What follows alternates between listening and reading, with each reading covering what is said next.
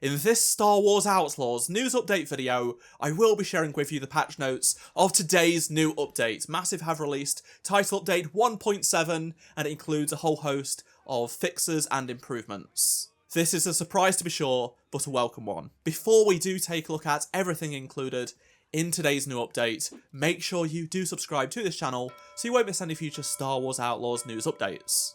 So, it has been just over a month since the previous Star Wars Outlaws patch was released, and even though they did tease potential future fixes and improvements, many of us thought that maybe that would be the final ever update for the game. However, Massive have continued to support this game and have just put out a new patch which does include a bunch of fixes and improvements. It is live across all platforms right now, so you can go ahead and download it, and it comes in at just under 2 gig on PS5, 3.7 gig on Xbox Series X and S, and then on the PC side of things it comes in at 3.4 gigabytes across Ubisoft Connect, Steam and the Epic Games Store. Let's go through the patch notes now, and we will start off with some general gameplay improvements. So they have fixed an issue where pickup weapons could have no ammo after a save, along with an issue where K could not go into low cover in certain areas. They've also stopped players being prevented from fast travelling or taking off from Akra Station if landing when dialogue is playing. Intel quest completion issues have been fixed for Smuggler's Camp,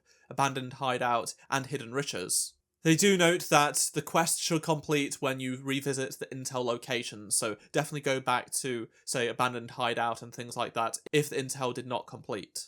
In the UI, they fixed an issue with a missing key bind under Starship control options, and for accessibility they've added the option for accessibility shortcuts when using a controller, plus fixed an issue where crosshair visibility settings were missing, so it's good to see accessibility has just gained a new feature. They've also fixed an issue where irrelevant NPC voice lines could be played after specific story progress.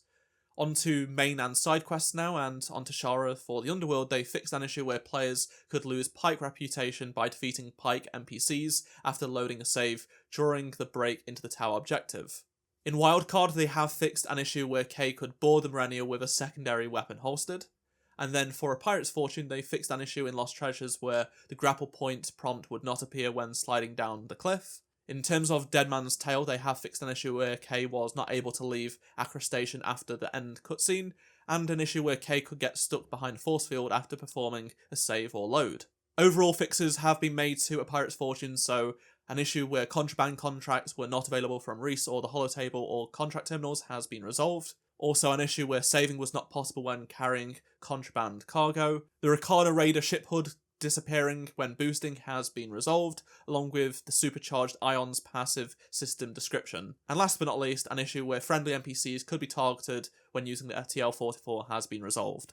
So this wasn't a huge update in comparison to some of the others that we have previously received, bigger than the hotfix updates that we have received, but still, I think this is a good step forward. They have still fixed a bunch of issues that were affecting, say, the new DLC, as well as the main game, and fixing Intel completion, stuff like that, which I know people have had issues with. There are still bug fixes to be resolved here and there, but it does seem like they are committed to trying to really fix this game, so I'm looking forward to seeing what else they do put out in the future. It is worth reminding people, in case you have forgotten, that there is a Switch 2 version of this game releasing in September, so potentially there could be another title update that releases for all platforms around that release. We'll just have to wait and see, but who knows. I am looking forward to checking it out on the Switch 2, and also getting that art book this summer as well, which I am really excited to share with you guys in a video. I think that would be a pretty cool idea if you aren't thinking of picking it up. I will leave a link down below in the description to it.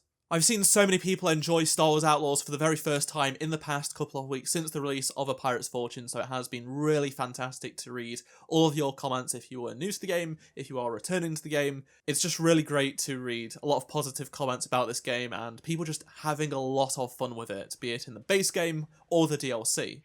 Of course, if you are still thinking about picking up this game or its DLC, please consider using my creator code ASATRUE at the Ubisoft store to help support me. Let me know your thoughts on anything I've talked about in this video down in the comment section below. If you enjoyed this video, please do drop a like, subscribe so you don't miss any future Star Wars Outlaws news updates, and if you did miss any of my previous videos, click on the playlist on screen right now, and I shall see you in my next video. Goodbye.